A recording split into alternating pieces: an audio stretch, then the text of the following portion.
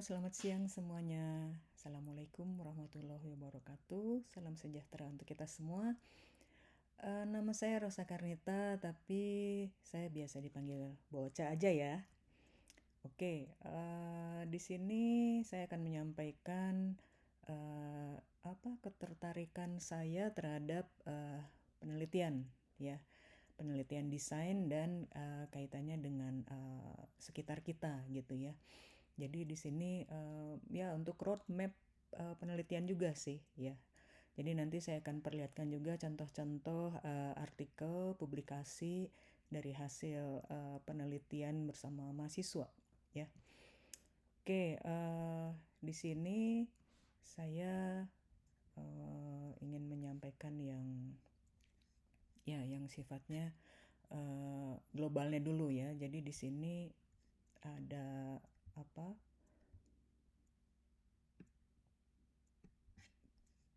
Oke. Jadi ketertarikan di penelitian saya meneliti music for therapy ya. Cuma yang pertama ini munculnya terakhir gitu ya, karena biasanya mulainya dari bawah gitu ya, pengembangan. Nah, saat ini saya tertarik di sini, cuma belum ada penelitian yang khusus ke sini sih bersama mahasiswa. Jadi masih saya coba mandiri ya. Tapi kalau ada yang tertarik ke musik dan itu untuk lebih ke terapi ya, fokusnya bisa nanti kita teliti bareng-bareng gitu ya. Jadi di sini ada eksplorasi musik, lagu juga gitu ya, ada kaitannya juga untuk well-being. Jadi untuk kesehatan mental dan manfaatnya gitu ya untuk stres dan kesehatan mental tuh. Terus saya juga seneng ya, karena saya seneng kucing, seneng anjing gitu, seneng binatang peliharaan lah yang lucu-lucu ya. Seneng nature juga, alam gitu ya, laut, gunung gitu. Jadi ya saya memperhatikan juga penelitian-penelitian yang sifatnya tentang apa ya, biodiversity ya, kekayaan alam, flora, fauna kita, tentang lingkungan ya, isu-isu lingkungan juga. Terus apa di sini kalau kalau untuk hewan peliharaan ini masih ada kaitannya dengan yang terapi seperti yang di ketertarikan yang nomor pertama ya. Kemudian inclusion ya. Ini tentang apa termasuk pendidikan inklusif ya, pembelajaran inklusif, tentang accessibility ya, service learning. Jadi di sini saya concern sama bagaimana apa pembelajaran atau proses belajar itu menjadi hak bagi semua individu ya, tanpa melihat dia punya keterbatasan fisik atau mental gitu ya. Bagaimana desain pembelajaran itu bisa dibuat inklusif gitu ya. Dan untuk mahasiswa berkebutuhan khusus. Nanti ada contohnya apa yang pernah saya kerjakan gitu ya, terkait penelitian inclusion ini ya. Kemudian ya UI UX research ini kalau fokus ke DKV-nya tuh itu kalau contohnya medianya biasanya mobile app ya, website, terus ada juga ya yang sebetulnya non digital ya. Sejauh itu melibatkan tentang desain interaksi gitu ya, tentang human centered design. Jadi yang berfokus pada manusia gitu ya, kebutuhan manusia. Dan ada tertarik juga gitu ya, mengeksplor media-media gitu ya, yang tepat dan sesuai gitu ya dengan tujuan dan sasarannya gitu. Oke, ya kurang lebih seperti itu ya globalnya. Terus mungkin kalau contohnya tadi yang inklusif lah ya, ini yang saya kasih contoh beberapa website ya. Jadi kalau referensi-referensi tentang accessibility, apa bedanya ya inclusive design dan universal learning for design ya. Universal design for learning, sorry ya. Jadi ya karena saya banyak penelitian terakhir saya tentang pendidikan desain juga ya, khususnya di apa kalau sekarang ngarahnya lagi ke inklusif gitu ya. Kemudian nah ini juga contoh ada semacam kayak jurnal-jurnal yang bisa jadi tujuan bagaimana pembelajaran sepanjang hayat gitu ya. Terus juga ini biasanya literatur literatur review yang suka saya baca ya. Jadi tentang bagaimana media-media interaktif ya yang apa software-software interaktif atau aplikasi gitu ya yang bisa mendukung aksesibilitas gitu ya. Jadi yang untuk yang tunarungu menggunakan Padlet tuh gimana. Jadi ini hal-hal yang kayak gini yang saya suka baca gitu ya. Oke, kalau apa contoh lagi yang inklusif tadi yang terakhir tahun 2023 ini di sini saya mendapatkan bantuan dana lah gitu ya dari pemerintah gitu dari Direktorat Pembelajaran dan Kemahasiswaan Dikti untuk membuat inovasi pembelajaran ya berbasis approachability dan appreciative inquiry ya untuk mahasiswa berkebutuhan khusus. Di sini sebetulnya lebih ke kesulitan belajar spesifik gitu ya. Kalau 2 tahun yang lalu untuk mahasiswa dengan disabilitas atau yang punya masalah dengan stres juga gitu ya. Jadi mentalnya bisa terganggu karena stres. Waktu itu luarannya aplikasi mobile dan board game gitu ya. 2 tahun lalu tuh kita timnya sama Bu Eka Noviana, Bu Sri Retno juga ya. Nah, yang tahun 2023 saya timnya bersama Bu Eka Noviana dan ada dosen dari desain produk ya, Bu Maharani gitu. Ya, untuk yang inklusif ini ya. Jadi inovasi pembelajaran kita bikin analisis situasi. Jadi kesulitan belajar spesifik di sini ada disleksia, diskalkulia, disgrafia, disfasia ADHD gitu ya. Kita analisis kebutuhannya. Ya ini masih waktu itu berupa proposal ya. Kalau saya kasih contohnya supaya ada gambaran penelitiannya di sekitar sini. Tujuannya untuk melayani hal-hal yang terkait dengan pembelajaran ya, service learning di sini. Terus ingin mengestablishkan pendidikan inklusif ya, design for all gitu untuk semuanya. Nah, pakai design thinking ya, seperti biasa prosedur pengembangannya, kemudian nanti produk yang dihasilkan itu seperti apa gitu. Oke, itu contoh ya apa yang realnya kita pernah kerjakan ya, saya bersama tim. Kemudian apa lagi ya? Ini tadi udah ya. Langsung aja mungkin contoh hasil penelitian ya, bisa dari seminar atau proyek atau tugas akhir ya.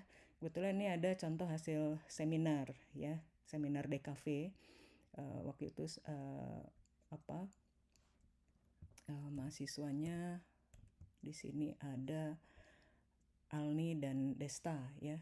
Jadi penelitiannya sudah dipublikasikan ini di jurnal Andarupa dengan terakreditasi Sinta 2 ya. Jadi kita hasil penelitiannya kita submit ke jurnal nasional terakreditasi ya. Nah, di sini juga perancangan aplikasi edukasi berbasis mobile tentang pengenalan bumbu rempah gitu ya. Ini contohnya seperti ini. Terus kemudian ada lagi contoh satu lagi tentang yang tadi kaitannya dengan interest saya juga ya di hewan peliharaan gitu ya. Nah, ini dikaitkan dengan wisata gitu. Jadi memang kalau fokusnya mau ke arah wisata atau yang lainnya masih relate juga gitu ya. Atau yang umum gitu ya. Di sini bagaimana hewan peliharaan tuh diteliti tempat-tempat wisata di sini di Kota Bandung yang layak gitu ya, kebutuhan media informasinya untuk orang-orang yang ingin bawa hewan peliharaan ke tempat wisata gitu ya. Ini juga di jurnal Sinta 3 nih ya, terakreditasi. Terus ini ada lagi ya, ini juga Sinta 3 hasil seminar juga ya. Di sini bersama mahasiswa ada Nanda dan Fitria ya, udah pada lulus nih sekarang orang-orangnya ya. Eh, dan ini walaupun Sinta 3 tapi harus bahasa Inggris waktu itu ya. Eh, Kemudian ya kita nulis bersama. eh, Sebetulnya di sini saya corresponding author gitu ya, tapi jurnal yang ini meminta corresponding author itu sama dengan penulis pertama ya, tapi nggak ada masalah kalau buat mahasiswa karena kita nulisnya barengan gitu ya. Eh, Oke, ini ada lagi, ini juga hasil seminar ya. Ini di Sinta 5 ya, kelihatan ya di sini. Mahasiswanya gue udah lulus. Ini waktu seminar dia judulnya ini ya, pembimbingnya waktu itu Bu Ina ya sama saya. Terus dia ada satu lagi partnernya ya, mahasiswa juga. Eh, ini waktu seminar, terus dia setelah ini dia skripsi ya. Em, Bukan ngambil tugas akhir waktu di apa eh, akhir semesternya. Oke, terus apa lagi ya? Oke, eh, untuk apa? Ini yang terakhir ya, baru sidang kemarin ya. Saya membimbing mahasiswa Andri Januaris di sini. Ini based on real project ya, real project pengabdian kepada masyarakat, dan ini kolaborasi antar prodi. Jadi waktu itu beneran ada program PKM ya, dari dosen apa yang dilaksanakan oleh dosen teknik lingkungan, juga partneran sama saya juga gitu di DKV, dan di bagian DKV kita bikin campaignnya ya. Jadi ini bentuknya berupa kampanye ya.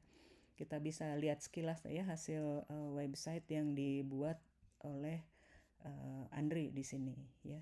Jadi ini beneran websitenya dibuat untuk apa di Kelurahan Sadang Serang gitu ya, untuk pemilahan sampah gitu. Jadi bukan bukan cuma sekedar apa bikin prototype ya. Nah, di sini eh, betul-betul sudah ada pemetaannya. Nah, ini bagusnya kalau kita kolaborasi dengan prodi lain. Ini betulan ini dibuat ya pemetaannya oleh teman-teman mahasiswa di Teknik Lingkungan, kemudian kita membuat media informasinya di sini ya, dan diupdate terus. Ini semua tampilannya Andri yang buat gitu ya, berdasarkan dari diskusi kita semua tim ya. Dan saya juga untuk karena ini dibawa ke tugas akhir juga, jadi untuk tugas akhir ini pekerjaannya kurang lebih seperti ini gitu ya. Jadi kalau perancangan kampanye, media utamanya website dan semuanya ini ada di sini ya. Kalau kita lihat home-nya.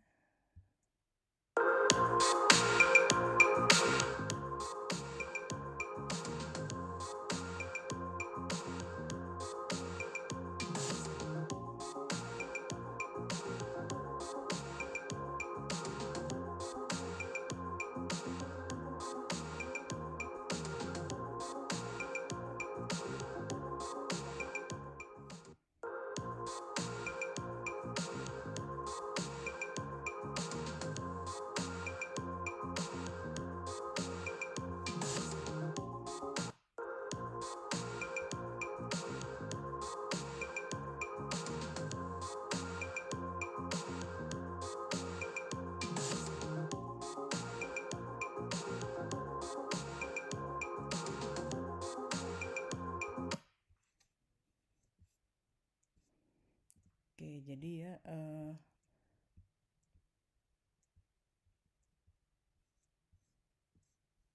ini contoh-contoh yang sudah dilakukan ya, penelitian kita yang eh, apa ya, yang dilakukan bersama mahasiswa gitu ya. Di luar juga penelitian saya bersama tim dosen lainnya juga gitu, atau bersama prodi lainnya gitu ya. Oke, mungkin segitu dulu dari saya. Terima kasih banyak.